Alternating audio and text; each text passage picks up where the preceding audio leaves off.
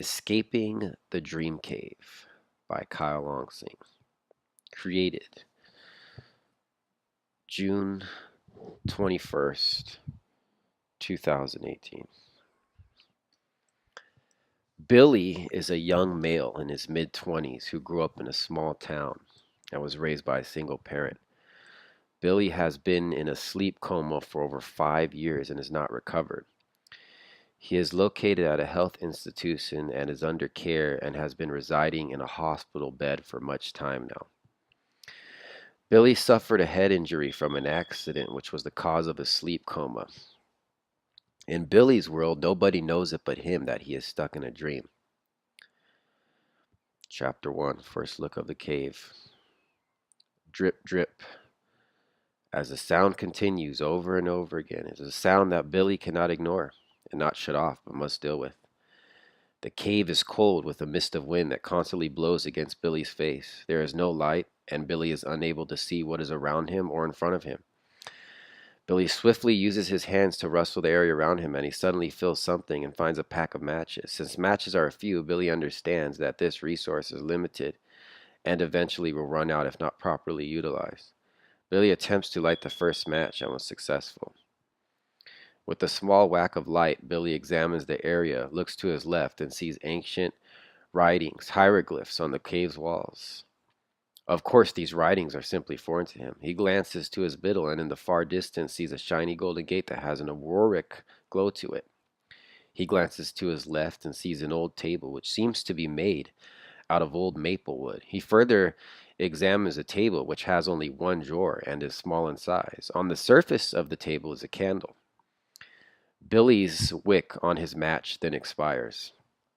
Billy lights a second match and sets candle to fire to provide him a better and longer lasting source of light. Billy decides to further examine the table and notices what looks like to be a carved, shaped edge cube on the surface. The wood surface also contains ancient hieroglyphs, writings which Billy cannot read. Billy opens the drawer on the small maple wood table and sees two items in the drawer, a medium-sized golden glove and a cube. Billy removes both items from the drawer, places the glove on his right hand, removes the cube, and inserts the cube into the carved edge on the table. Billy is suddenly startled as all the ancient hieroglyphs on the table around him start to glow and shimmer. At this point, Billy's mind is baffled and he is greatly confused. With an abundance of ancient writings all over the place, Billy has his mind set on trying to figure out what they mean and is still contemplating what he is doing in this dark cave to begin with. He gazes around the cave and notices all the hieroglyphs that are glowing around him. At this point, Billy is brainstorming and trying to conjure a plan to find meaning in these foreign messages. Billy's mind is still perplexed from his first glance at this distant gate.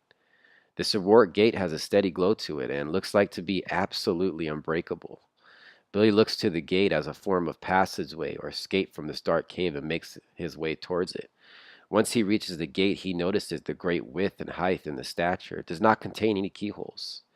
He gets frustrated and pushes it. No budge whatsoever. He gazes his eyes high and sees a lever that he will never be able to reach. At the bottom of the gate is an ancient writing in large letters that he is still unable to read. Cave Frustrations, Chapter 1. What the hell is going on? Billy yells in a loud, confused but frustrated manner. Billy really wants to find a way out of this cave. He starts to reminisce and decides to sit down and reflect on his past since he realized that he is stuck for now. Billy starts to think about things he used to do, things he used to like, mistakes he made, and much more. Eventually, his frustrations cause him to fall asleep. Not knowing how much time has passed, Billy wakes from his frustrations. During his time in the cave, he tries to occupy his time by looking for items and utilizing whatever he can, stones, carvings, burnings, etchings, coming up with various ways to make his living standards in the cave better for him. Billy falls asleep again, and this process is repeated many times. Decoding the Messages, Chapter 2. With unaware of how much time has passed, Billy then decided to dedicate most of his time to decoding the hieroglyphs. Billy was eager to try and decipher these messages. Billy would even try to figure out how to mimic these messages himself by trying to write them down. Eventually, over time, he grew restless. With so much frustrations, he takes the golden glove, places it over his right hand, and continuously strikes the hieroglyphs over and over again until he eventually grows tired and his hand lay on the hieroglyphs for over 10 seconds, accidentally. Amazingly, the next thing you know, Billy has cracked the code. With the bright of flashlight, the cube Billy inserted on the table now reflects and gives off a glowing light beam towards these messages, revealing all of them in a language he could understand. There were so many messages scattered throughout the cave that he can now read. With so many messages to read and to pick, he looks for important ones. Billy sees messages like greater purpose here, find your way, the gate shine by. Trying to look for further clues, he starts to see arrows and begins following them. Billy brings his matches with him on his journey as the candle that is currently lighting the cave only provides a small area of light. Following the direction of arrows, he then runs into a place on the wall that says, "Your purpose lies here." Billy takes the golden glove, places it on the hieroglyphs. Boom! Flash of lightning strikes the wall. Startled by what just happened, Billy backslips slowly from the wall as if he is in defensive mode. The message script hieroglyph now changes to "This is my will," and out of nowhere, a bright and glowishy balls appear, and the mist hovers in the air right next to Billy. "What the hell was that?" Billy announces. Billy then moves closer to the glowing object. "Who are you?" Billy says with confusion. "Well, the least you can do is say hello," the glowing object replies. "Hello," Billy replies. "I have been trapped in this cave for quite some time now, and I don't know how or why I am here." "Well, I know who you are," the glowing object replies. "How did you get here?"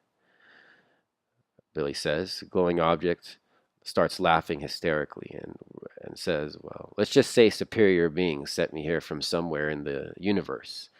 Billy replies with confusion, "You're okay. Funny." Glowing object says, "Billy, let's just put it this way. I used to date your mother." Billy says, Dad?" Glowing object, "That's exactly who I am. Hello, Billy." Billy meets his father for the first time. Chapter 2, Part 4. Billy is struck in awe. "But that's impossible. You died before I was even born, or so Mom told me." Glowing object replies, "Yes, I did, Billy. How did you die?" Glowing object, your mom never told me." Billy, "No, she just told me you died before I was born, and I did not tell me anything." Glowing object, "I was in a horrific car accident before you were born and suffered a head injury, which caused my death. Well, you're here, and I'm here now." Billy then starts to acquaint himself and starts asking many questions. "What are you doing here, and how will we ever get out of this cave?" Billy's father replied, "I cannot answer that question, but for starters, my name is Bobby." "Okay, Bobby, well, I would like to hear more about explanation about you and your death." "I was simply just in the wrong place in the wrong time," Bobby says. Billy, "What did you like to do for fun?" "I like cars, sports, and pretty much stuff like that." Billy, "Well, unfortunately, there is not much to do here, since we are trapped in this dark, boring cave."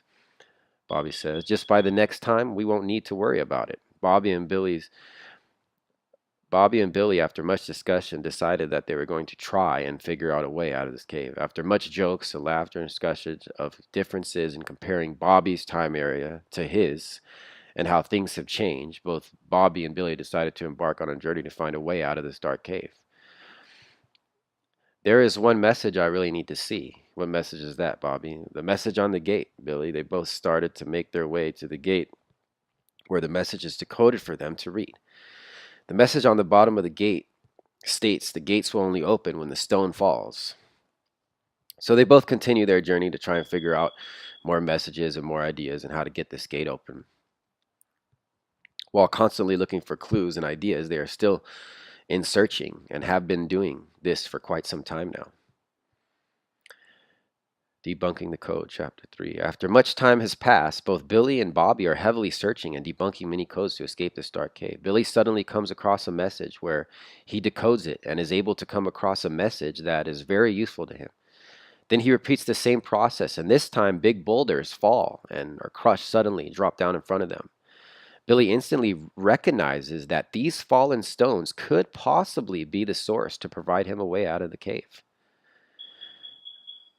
While moving towards the Golden Gate, Billy notices that by stepping on the crushed boulders and utilizing the stones that fell, he can use them to climb his way to higher ground.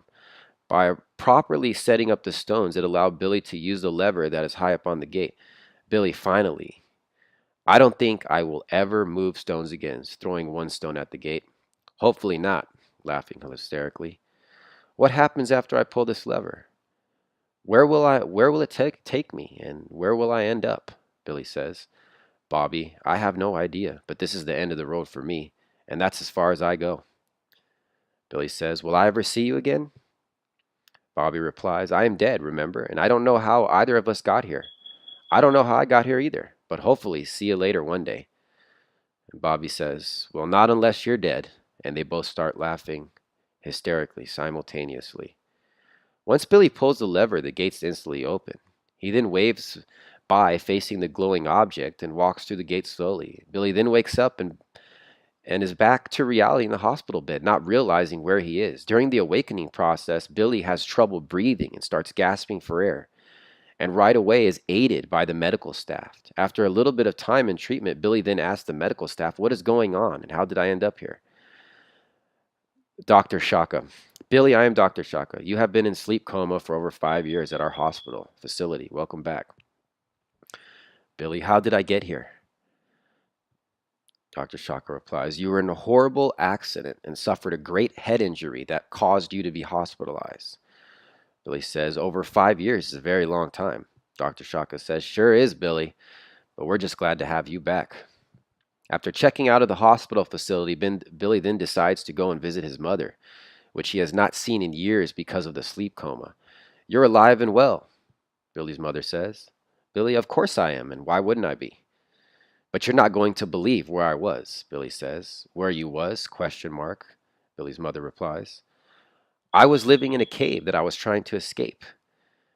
Cave? I'm not understanding," Billy's mother replies.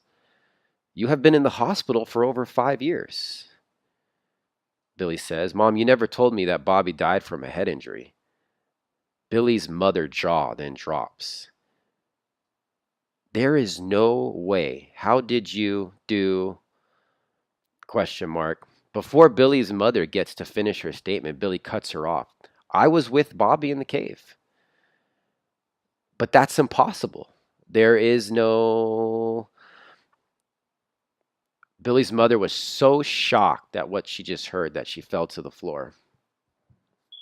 That is the end of the story.